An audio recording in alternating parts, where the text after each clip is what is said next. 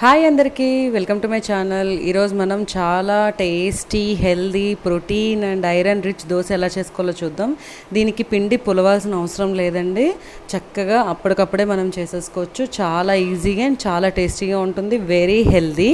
ఏ Eno అక్కర్లేదు, soda అక్కర్లేదు, మనకి పిండి పులవక్కర్లేదు, పెరుగు కూడా అక్కర్లేదు, అప్పటికప్పుడే రెడీ చేసుకోవచ్చు. And very crispy tasty.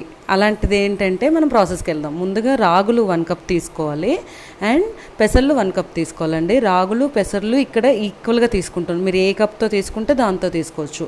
గిన్నె అవ్వచ్చు, గ్లాస్ అవ్వచ్చు, ఒకసారి కొలుచుకున్నప్పుడు చూసుకోండి. అలాగే 1 టేబుల్ స్పూన్ మెంతులు వేసి వీటిని బాగా కడిగి శుభ్రం చేసుకోవాలండి. శుభ్రంగా కడిగాక మనం చక్కగా నీళ్లు పోసేసుకొని దాన్ని ఓవర్ నైట్ సోక్ చేసుకోవాలండి. రాత్రంతా ఒక 8 to 10 అవర్స్ ఉంటే సరిపోతుంది. రాత్రంతా అది సోక్ చేసేసుకుంటే చాలు, మెత్తగా అయిపోతాయి. మార్నింగ్ కల్లా చూసారా చక్కగా ఎలా ఫామ్ అయిపోయిందో, అవి చాలా బాగా నానిపోయినట్టు అర్థం. ఇలా నురగ వస్తే వీటిని ఒక్కసారి కడిగేసుకొని పక్కన పెట్టుకుందాం.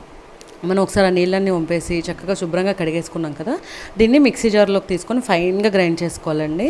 మిక్సీలోకి తీసుకున్నాను. దీంట్లోకి అల్లం ముక్క అండ్ అలాగే ఒక 4 పచ్చిమిర్చి, అలాగే టేస్ట్కి సరిపడా సాల్ట్ ఇందులోనే వేసేస్తున్నాను. పిండికి మనకు ఎంత పడుతుందో దోశల బ్యాటరీకి దానికి సరిపడా, అలాగే వాటర్ కొంచెం వేసేసుకొని మనం దోశలు అయితే ఎలా రుబ్బుకుంటామో ఫైన్గా అలా గ్రైండ్ చేసుకోవాలి. చూసారా మనకి బ్యాటర్ అనేది ఇలా రెడీ అవుతుంది.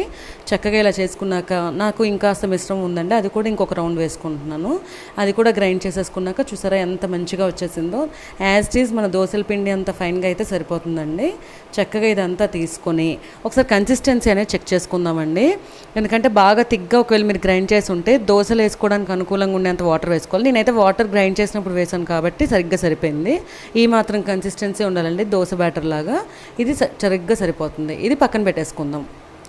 మనం దోశలకి ఇప్పుడు ఏం లేదండి, దాన్ని ఏం నాననివ్వక్కర్లేదు, ఏమీ అక్కర్లేదు, వెంటనే వేసుకోవచ్చు. పెనం పెట్టేసుకుని కొంచెం వేడెక్కాక ఒక ఫుల్ గరిటెడు దోశపిండి దాని మీద వేసి ఇలా చక్కగా దోశ స్ప్రెడ్ చేసినట్టు చేసుకోవడమేనండి. ఇది రాగులు అండ్ మనం పెసర్లు వాడడం వల్ల ప్రోటీన్ అండ్ ఐరన్ రెండూ ఒకేసారి వస్తాయండి. హెల్దీగా కూడా ఉంటుంది. చక్కగా పిల్లలకి ఇలాగా చేసి పెట్టండి, వాళ్ళు ఎంతో శక్తివంతంగా తయారవుతారు. ఈవినింగ్ టైంలో కానీ లేకపోతే నైట్ కానీ మార్నింగ్ ఏ టైం అయినా కానీ ఇలాంటి దోశలు వేసుకోవచ్చండి. చాలా టేస్టీగా కూడా ఉంటుంది, క్రిస్పీగా కూడా ఉంటుందండి, నో డౌట్. ఎందుకంటే రాగులు వాడాము, డైరెక్ట్ రాగులు కదా, చాలా బాగుంటుంది. చూసారా దోశ చక్కగా వేయిపోయింది. ఇప్పుడు దీన్ని ప్లేట్లోకి తీసేసుకొని చక్కగా చట్నీలతో సర్వ్ చేసుకోండి. ప్రత్యేకంగా దీంట్లో ఉల్లికారం అయితే చాలా బాగుంటుందండి. ఎలాగో పల్లి చట్నీ ఉంటుంది, బట్ ఉల్లికారంతో ఒక్కసారి ట్రై చేయండి.